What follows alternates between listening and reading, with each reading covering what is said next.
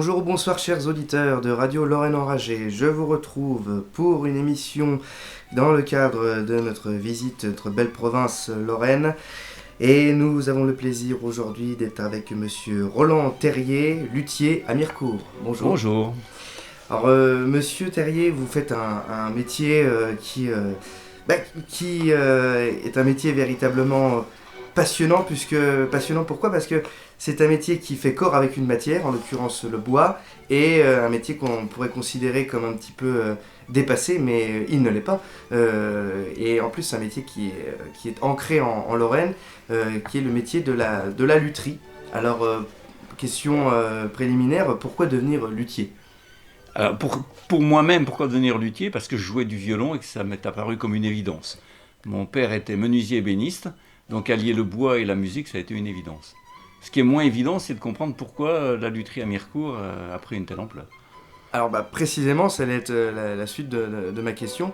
Mirecourt est devenue une capitale française de la lutherie, ce qui quand même est quelque chose d'assez exceptionnel, parce qu'une fois de plus, la Lorraine sort du jeu. Pourquoi Mirecourt est devenue cette capitale si importante pour le violon ? Parce que Mirecourt était une ville marchande. Donc à l'apparition du violon, il y avait les ducs de Lorraine qui avaient leur résidence d'été, donc probablement il y avait des musiciens. Et dès l'instant où on a fabriqué des violons à Mirecourt, on a eu un violon en trop qui n'était pas attribué à quelqu'un, et bien un marchand du coin a dû le vendre avantageusement et ils se sont dit qu'il y avait vraiment de l'argent à gagner avec cette profession. C'est comme ça que ça a fait une explosion. Maintenant, on n'a pas la preuve que l'apparition de la lutherie est liée aux ducs de Lorraine, mais c'est la jugeote qui nous fait dire ça, quoi. Au niveau de l'histoire générale du violon, la lutherie commence vers quelle époque ? 16e siècle à peu près ? Alors, le violon, il apparaît en 1550 à peu près. Du moins, on a la preuve, on a des gravures représentant vraiment le violon avec les ouïes de la forme en S, comme ça, avec la crosse. Les deux petits, parce qu'évidemment on ne voit pas, on sommes à la radio, mais il s'agit des deux les ouïes, c'est les ouvertures. Les sur deux la ouvertures table, sur le côté. Voilà. Pareil, la crosse qui est dans le bon sens, et puis aussi, parce qu'avant, les crosses étaient plutôt renversées, ou c'était des têtes de femmes. Sinon aussi, 4 cordes. Parce que la condition pour être un violon, c'est tout ça réuni. C'est les ouïes de la forme dont on a dit, la tête, et puis aussi 4 cordes. Donc voilà, 1550 sûr. Et en 1600, on a l'apparition du luthier à Mirecourt. D'accord. Avant, on a peut-être des musiciens, mais on appelait un musicien qui jouait un peu n'importe quel instrument, on l'appelait un violon. Donc c'est difficile d'avoir la preuve qu'il y avait des violons avant. Et avant la France, le premier pays, il me semble, c'est l'Italie. Alors, c'est le plus connu, mais les instruments, comme la tradition de facture la plus ancienne, c'est plutôt Fussen en Allemagne. D'accord. Mais si on regarde sur une carte, Fussen, c'est très près de Crémone en Italie, c'est pas très loin non plus d'ici. En fin de compte, c'est très bien positionné pour que la lutherie, elle est diffusée absolument partout. Alors, quels sont les premiers grands joueurs de violon, mais aussi premiers grands fabricants de violon ? On a bien sûr le Stradivarius qui vient assez rapidement, mais je suppose qu'il y en a d'autres. Il y en a des plus anciens. La famille Amati, c'est plus d'un siècle avant. Stradivarius, en fin de compte, il était assez tardif. S'il est plus connu, c'est parce que c'est le premier des très bons qui travaillait dans le style dont on a besoin aujourd'hui. C'est-à-dire qu'il faisait des violons assez sonores pour jouer dans des grandes salles. Et ses prédécesseurs, ils ne faisaient pas des violons pour des grandes salles, ils faisaient des violons pour les chapelles ou des petites pièces, quoi. Mais la famille Amati, elle a donné des membres prestigieux comme André Amati et qui travaillaient divinement bien. Ils travaillaient aussi bien que Stradivarius, voire peut-être mieux, mais voilà, le travail fait n'est pas à la mode, si on veut. Donc, famille Amati, on est quelle époque à peu près ? On est au début de la lutherie. Début de la lutherie, ouais, d'accord. 1550. 1550, d'accord. Tout début. Donc on parlait de Mirecourt. Mirecourt devient capitale de la lutherie un peu après. Alors l'expansion de la lutherie à Mirecourt, c'est au XVIIIe siècle. Il y a plein de familles, donc il y a des familles de luthiers, des familles de marchands d'instruments. Et puis après, ça monte en effectif au XIXe. Et l'apogée, ça va être le début du déclin aussi, c'est en 1920. Il y avait plus de 1000 personnes entre Mirecourt et les villages environnants qui travaillaient dans la lutherie. Ah oui, donc c'était l'industrie locale. Oui. Et à l'époque, Mirecourt était l'usine de fabrication des instruments du monde entier, quoi. Comme maintenant, les Chinois ont remplacé. La lutherie s'est cassée la figure à Mirecourt. Oui. tout doucement. Bon, déjà l'apparition de l'électrophone, de la radio, on a plus écouté de la musique et on en a moins fait. C'était un petit peu logique. Mais là, ça aurait pu perdurer avec quand même des effectifs assez forts s'il n'y avait pas eu des salaires très bas. Et à l'apparition du SMIC, les grosses entreprises auraient dû tripler les salaires de leurs ouvriers, donc elles ont préféré mettre la clé sous la porte. Puisque ça exige un art, en tout cas une maîtrise artisanale très importante. L'apprentissage est assez long. Alors, jusqu'au début du siècle, du XXe siècle, on commençait son apprentissage à 8 ans, 10 ans, 12 ans, c'était déjà un petit peu tard. Donc, en fin de compte, c'était des gestes qui étaient mécaniques. Et si on met un instrument dans la main d'un gamin de 4-5 ans, ça sera tellement naturel pour lui que forcément, il va jouer très très bien, très très vite.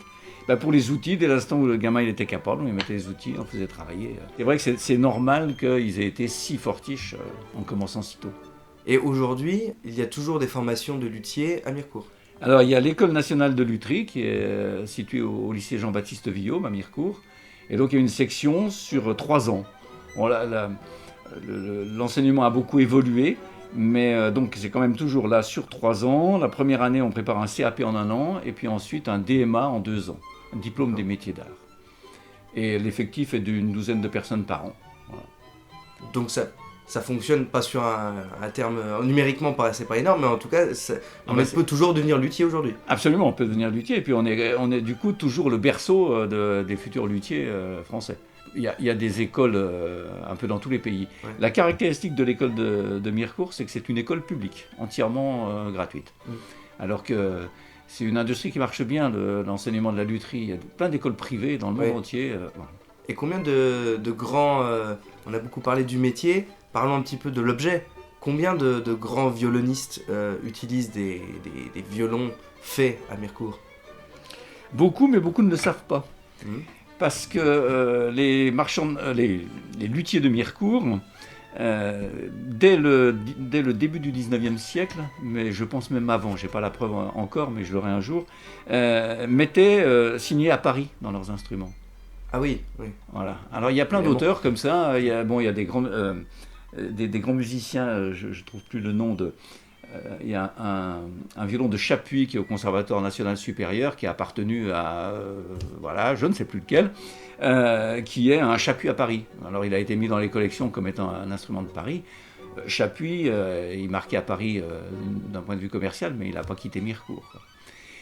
Et puis sinon, alors aussi, c'est que Mirecourt a fourni la France entière et donc les grandes villes, et Paris en particulier, en luthier de grande valeur. C'est-à-dire que dès l'instant où il y en avait un très très bon, il allait tenter sa chance à Paris, ou alors il se faisait appeler par quelqu'un installé à Paris déjà depuis plus longtemps. Mais ça a commencé très tôt. Au 18e, il y a plein de Mirecourtiens qui partent travailler à Paris.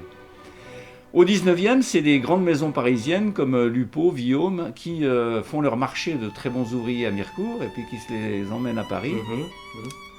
Et alors par contre, donc ça, si c'était un petit peu triste pour la ville, puisque les meilleures mains partaient, certaines sont revenues quand même.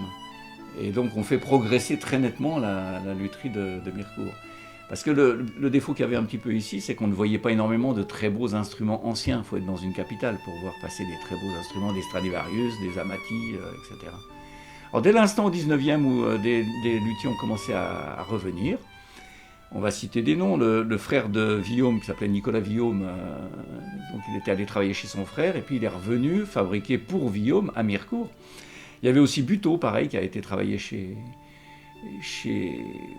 Villaume, et qui est revenu à Mirecourt, et qui a été un des fondateurs d'une des plus grosses fabriques d'instruments qui a perduré jusqu'en 1970. C'était l'entreprise Thibauville. Mais il y en a énormément. Il y a des Razers, enfin voilà. Donc il y a plein de gens qui jouent sur des instruments qui sont de Mirecourt sans trop le savoir, quoi. Ils sont made in Lorraine. Voilà, ça commence à se savoir. D'accord. Et alors, je vous raconte aussi une anecdote. Alors, on ne parle plus de Mirecourt forcément, on va parler de la Lorraine. Dans un inventaire après décès de 1612, vous avez bien entendu 1612, il y a un instrument qui est décrit comme basse de Lorraine autrement écrite crémone. C'est-à-dire qu'en 1612, on trichait déjà, on mettait des fausses étiquettes de crémone en Italie dans des instruments faits en Lorraine. Parce que Crémone avait ce côté plus prestigieux que Lorraine. Ah oui, nettement. D'accord. Oui. Et puis bon, en Italie, à Crémone, on a travaillé pour les princes. On a travaillé pour des gens qui avaient beaucoup d'argent, pour des bienfaiteurs en fait. Alors qu'à Mirecourt, on travaillait pour le peuple, on travaillait pour tout le monde. En fin de compte, ça doit être pour moi, c'est l'honneur de Mirecourt d'avoir essayé de démocratiser le violon. Oui, mais au niveau prestige, oui, c'est moins bien quand même. Le violon a aussi cette image d'instrument réservé à une certaine élite. Oui, et c'est bizarre parce que pourtant, de tout temps, ça a été joué par le peuple. Hein. Et à la création du violon, les musiciens, ils jouaient du luth, ils jouaient des instruments de la famille des viols. Et le violon, ça a été un instrument populaire, un petit peu même diabolique. Hein. Le genre de violon était méprisé. Mais là, au tout début, à l'apparition des violons. Vous disiez justement que le violon était un instrument qu'on pouvait retrouver dans plein de classes sociales, qui pouvait être joué par plein de gens différents. On retrouve autant le violon chez un Paganini que chez les Tziganes ou des joueurs de musique illy-billy aux États-Unis. Donc effectivement, c'est très différent. Là vous avez, évidemment, on est à la radio, donc on ne le voit pas, mais vous travaillez sur un violon. Est-ce que vous pouvez nous décrire comment on travaille le violon et surtout quels sont les différents types de violons? Parce que j'imagine qu'il y en a plusieurs. Alors ça, c'est un instrument de taille demi. C'est un très très beau petit violon artisanal de Mirecourt, mais de taille demi. C'est-à-dire c'est un enfant de 8 à 10 ans. D'accord. Celui-là. Alors donc il y a des différentes tailles pour les enfants. Le 3/4 après, ça va être pour de 10 à 12 ans. Et puis à 12 ans, le gamin il passe à la taille adulte qui est le violon entier.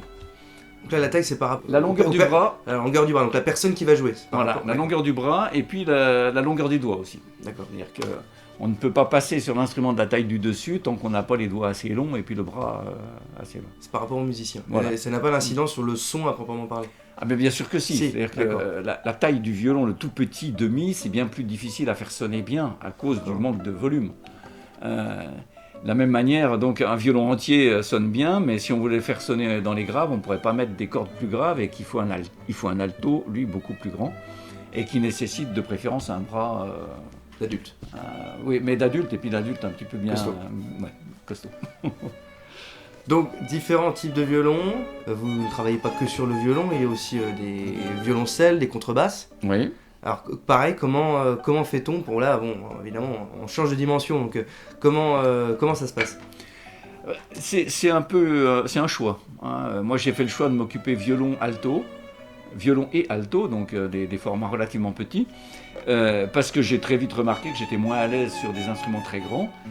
Dès l'instant où on va, par exemple, faire la découpe des ouïes, de ces fameuses ouvertures sur la table, quand on fait sur un violoncelle, l'outil est très très loin des yeux.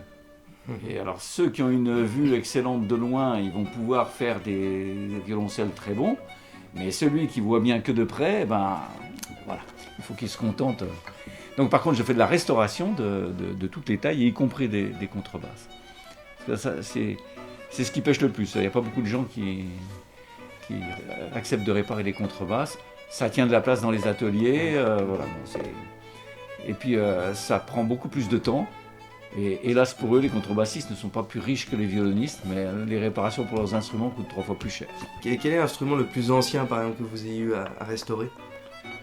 Des instruments du 18e courant. Alors après, il m'est passé dans les mains des instruments dont on soupçonnait qu'ils étaient du 17e, mais sans aucune preuve. Parce que là aussi, c'est un truc extraordinaire, c'est qu'en Italie, les instruments ont été très tôt répertoriés, il y avait des étiquettes, des dates, on connaît... Bon. En France, on a d'un côté des archives qui nous donnent des noms de luthiers, de l'autre côté des instruments qui ne sont pas marqués, et aucun moyen de réunir les deux. Quand je disais que donc dès 1612, on fraudait des violons de Lorraine en marquant Crémone dedans, et ça a été en permanence comme ça. Donc tous les instruments les plus anciens français, ils ont dû être débaptisés pour baptiser de noms italiens. Alors maintenant, de temps en temps, on voit des violons italiens qui nous paraissent faux, qui nous paraissent plutôt français. Mais c'est seulement depuis 15 ans qu'on se préoccupe de trouver la vérité, quoi. Ok, on fait de la généalogie de violon. Alors, pour les violons, il y a déjà un outil qui n'existait pas avant et qui est la dendrochronologie. Et si on regarde les fibres, les pousses sur la table, là, on va voir qu'elles sont plus ou moins espacées. Bon.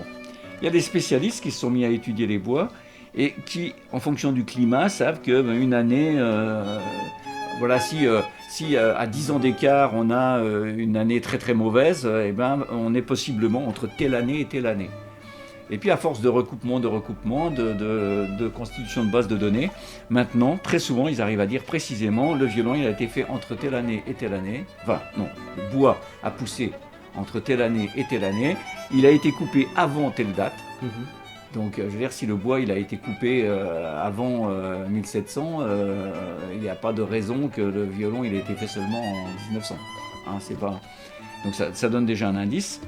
Et donc cette spécialité de dendrochronologie, elle devient tellement performante qu'elle arrive à nous dire aussi où le bois a poussé.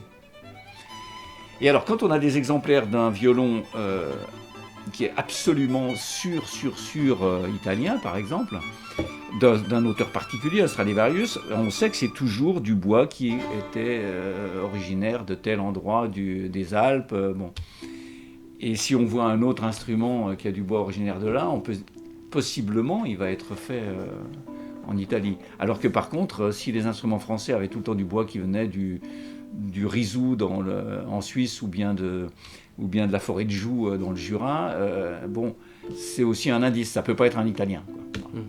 Et ça progresse à une vitesse tellement folle qu'avec un peu d'espoir, on peut se dire qu'on connaîtra la vérité sur tous ces instruments dont on ne connaît pas l'origine. D'accord. Pour l'instant, pas encore. Mais ça peut venir. Oui. C'est le suspense. On espère tous vivre assez vieux pour connaître la vérité sur tous ces violons qu'on voit. Le violon aussi, cette réputation, vous qui justement, en plus d'être luthier, vous pratiquez l'instrument que vous fabriquez, le violon a cette réputation d'être l'instrument, en tout cas l'un des instruments les plus difficiles au monde, c'est vrai ? Alors c'est vrai que c'est un instrument difficile, mais les méthodes d'enseignement étaient aussi assez catastrophiques. Moi, quand j'ai appris le violon, on faisait 2 ans de solfège sans toucher un instrument. Et le solfège à l'époque, c'était lire des notes en les lisant. C'était do, mi, sol, do. On ne les chantait pas, quoi. Il n'y avait pas de rapport entre la théorie et puis la pratique musicale. Alors moi, j'étais tellement pas doué au départ que j'ai d'ailleurs redoublé ma première année de solfège et j'ai fait 3 ans de solfège avant d'avoir le droit de jouer le violon. Donc, on commençait tard, on avait tout ce parcours du combattant qui faisait qu'il y avait beaucoup d'abandon, ça a donné une mauvaise réputation quand même à l'instrument. Après, quand on commence très tôt, c'est assez naturel. On a les doigts qui ne sont pas rouillés, donc c'est pas si difficile. Et puis maintenant, on commence très vite en faisant de l'orchestre, ce qui est motivant. On commence très vite en faisant des petits morceaux. Alors qu'il y a 40 ans, on faisait des gammes pendant des mois et des mois avant d'avoir le droit de jouer un morceau, un air. On arrête de séparer constamment le théorique du pratique et on heureusement. Il y a quand même moins d'abandon maintenant qu'à l'époque. Encore qu'à l'époque, c'était souvent des familles où on imposait aux gamins de jouer un instrument. Mais maintenant, c'est plaisant d'apprendre le violon comme c'est plaisant d'apprendre un peu tous les instruments.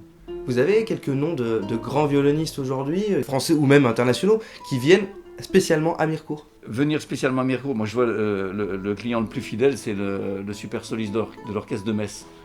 Donc bon, mais sinon, un musicien qui habite Paris, il a d'abord son luthier principal à Paris. D'accord. Alors après, on reçoit des très grands régulièrement, mais c'est parce qu'ils ont un accident alors qu'ils sont en Lorraine et que leur luthier dit va voir Roland, j'ai confiance. Hein. Mais on n'est pas dans une région où il y a beaucoup de musiciens professionnels qui habitent, donc clientèle fidèle, voilà, pas trop quand même. Pas trop. Quand on a les solistes de tous les orchestres régionaux, on peut estimer déjà qu'on est une bonne maison, quoi. Oui, c'est tout, sûr. hein. Donc les solistes de Nancy, de Metz, c'est à peu près fini. À Strasbourg, il y a des très bons luthiers sur place.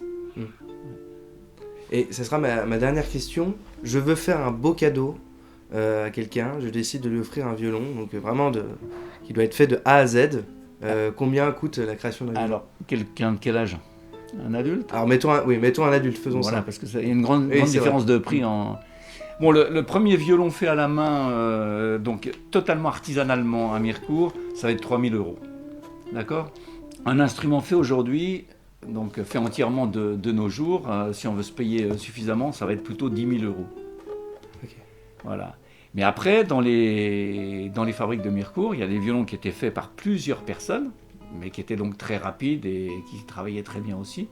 Et donc pour 1 500 euros, on peut avoir un violon qui est excellent. Il n'y a pas un rapport direct entre le prix de l'instrument et la qualité.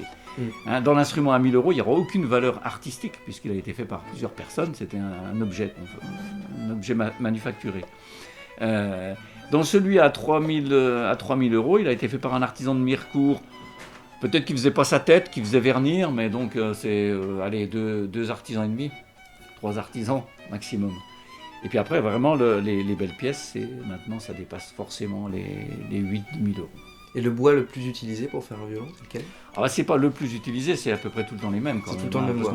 Il y a bien des têtes chercheuses qui essayent d'autres choses. Mais, donc le dos de l'instrument, il est fait en érable, comme les éclisses, le tour, et puis la tête.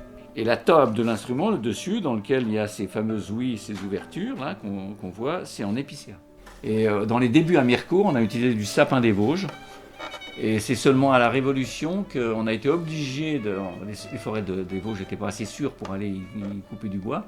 Donc on a été obligé d'acheter du bois qui venait de Suisse ou du Tyrol. Et on a découvert des très bons bois d'épicéa, plus de sapins ordinaires. Et on a commencé à faire des violons bien meilleurs aussi. Chers auditeurs, je pense que vous aurez eu un aperçu assez général de ce qu'est le monde de la lutherie et de ce qu'est le violon aujourd'hui. Merci Monsieur Terrier pour toutes ces informations et cette belle aventure dans le monde du violon. Un instrument particulièrement, le sang particulièrement chaud, particulièrement noble, avec des couleurs tellement belles que dès lors on passe devant l'aventure d'un luthier, on ne peut que s'arrêter.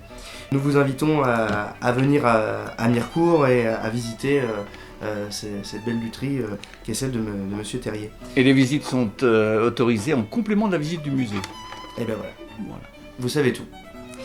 Donc je vous remercie, chers auditeurs, de nous avoir écoutés jusque-là. Je vous invite à nous soutenir sur les réseaux sociaux, à nous donner un petit coup de main si vous en avez la possibilité sur Tipeee. Et comme le dit le menhir, la vie commence toujours demain. À la prochaine.